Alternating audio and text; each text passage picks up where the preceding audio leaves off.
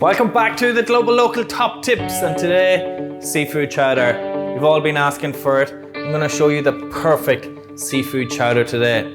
Let's get stuck in.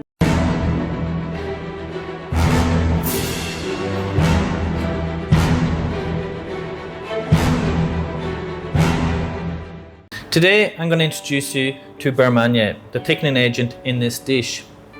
Very much like a roux, it is equal amounts of flour and butter. But where a roux is cooked and then you add in a liquid, burr manié is added in later when it's ready to serve and then cooked for a few minutes. There's many advantages to this. For instance, if I were to make a soup and I were to start it with a roux and then add in a liquid, I'd have to continuously stir it because it may stick and burn. With a burr manié, I could have a soup boiling for many hours, and when I'm ready to serve it, add in my burr manié, stir it and let it cook out for a few minutes and then serve it. So there's many advantages. I'm going to show you how to use it perfectly today. Another advantage to using a burr manié is I can make it beforehand. I'm melting down 50 grams of butter here and I've got 50 grams of flour in my bowl. And every restaurant I've ever worked in always had a bowl of this ready to go. So if we had to thicken a sauce, soup, casserole, this was on hand. We could put in a couple of teaspoons, thicken it to the consistency we wanted, let it cook out and serve. So it's very practical in that sense. So basically, you just pour the butter into your flour and you just stir it in. And so this can be kept in your fridge for months. And whenever you need to thicken a sauce, you can just take it out and crumble some in. It is such a practical way of thickening a sauce, soup, casserole.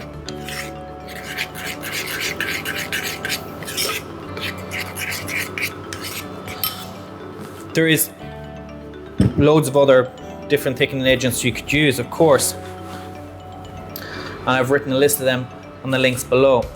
And they're used for different items, different dishes, different techniques. And over the last couple of years, I've noticed a lot of chefs starting to use cornflour. And cornflour has its place, don't get me wrong. However, cornflour is only suitable when you're thickening a dish and you don't want to reboil it.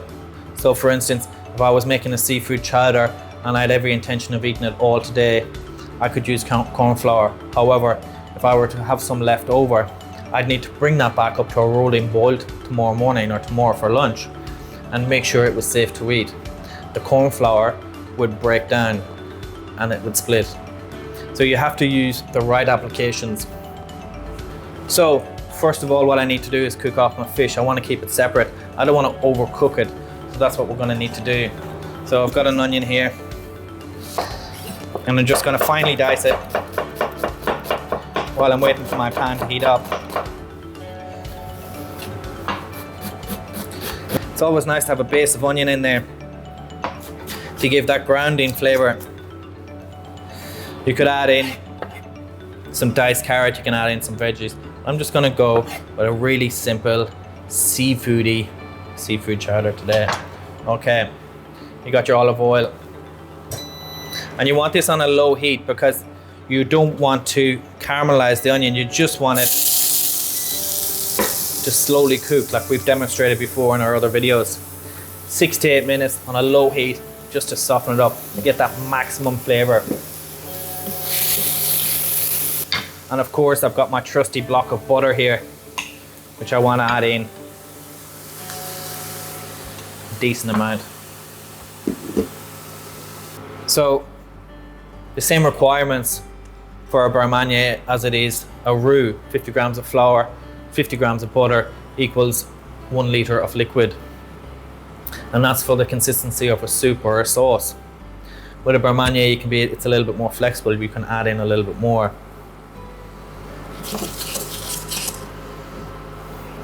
So my onions have been cooking now for about 6 minutes. And I've got 50 mils of a good white wine.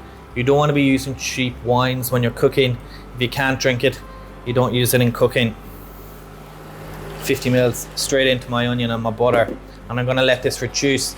I need to burn off that alcohol. If you don't let it cook for long enough, get a very acidy taste through it, and you get a very bitter chowder. Now, my wine is reducing away, and let's just have a quick look at the fish I'm using today. I've kept all the fish the same size. I've got some prawns in here, I've got some barramundi, I've got some calamari, and I've got some salmon and some trout, all beautiful and fresh, and I've just cut them all up the same size. I'm gonna add them in here, and I'm just going to get it started. I don't want to cook them to death here. I just want to get them cooked for about 3 to 4 minutes. Now my fish has been cooking for 3 to 4 minutes, and you don't want to leave it any longer than that, because again, when we make our sauce and we add it all together, it's going to continue cooking, and you don't want it to break up. You don't want them prawns to be chewy. You want to be able to identify what you're eating in there. 3 or 4 minutes, we take it off the heat, and we'll start with our sauce. So again, we've got our pot on here, and we're going to go straight in with a litre of fish stock.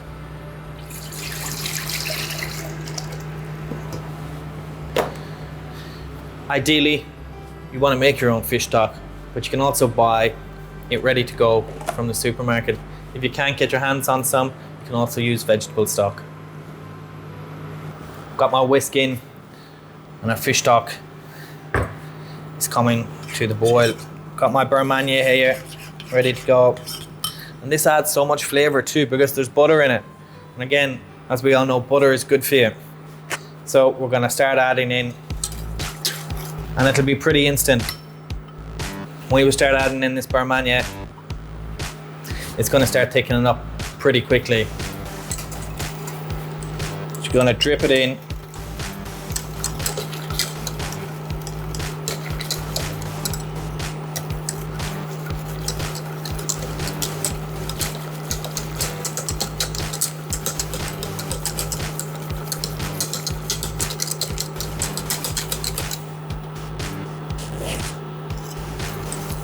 There we go.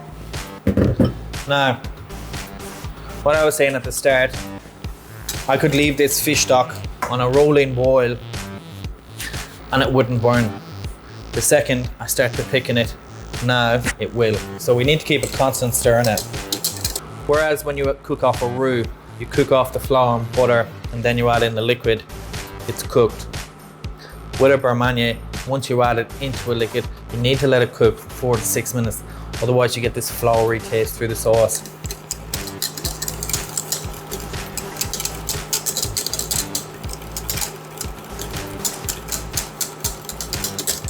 I'm going to add in my dill now, my fresh dill. You don't want to add it in too early. Again, pepper, salt,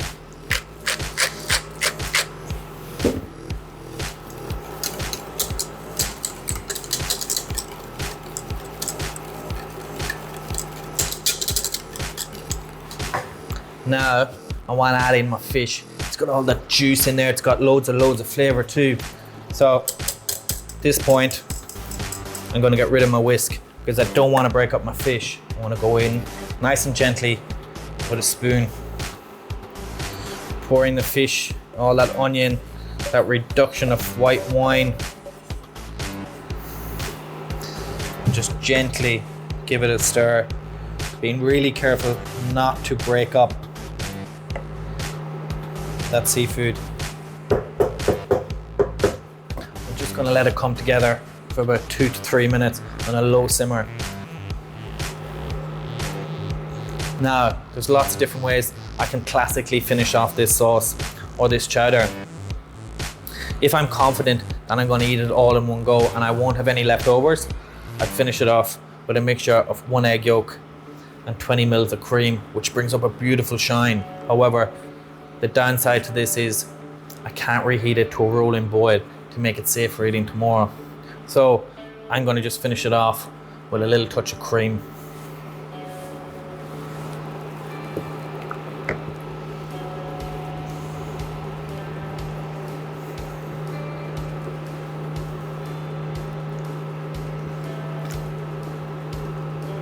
Once you add in that cream, Make sure that you don't bring it back up to a rolling boil straight away. Off the heat, let it rest for 2 or 3 minutes. So I've let my chowder rest for a few minutes. Got my bowl here. I'm just going to spoon out some of that seafood so I get a nice even portion. Perfect. Pour some of that soup in.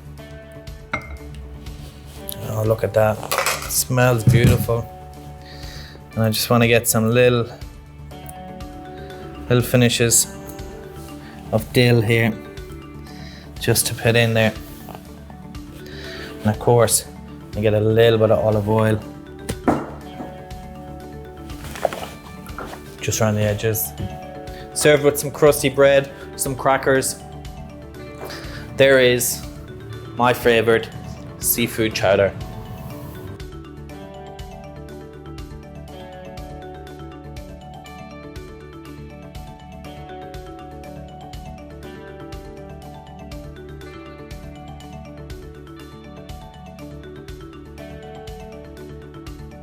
If you enjoy our videos and you'd like to support us in the future, please consider joining our Patreon group. There's some awesome extras, Q&A sessions, our upcoming cookbooks, and some unseen videos. Well, there you have it. I hope you enjoyed the video. Please comment down below any videos you'd like to see in the future. Hit that like button, the subscribe button, and the bell icon. We'll see you soon.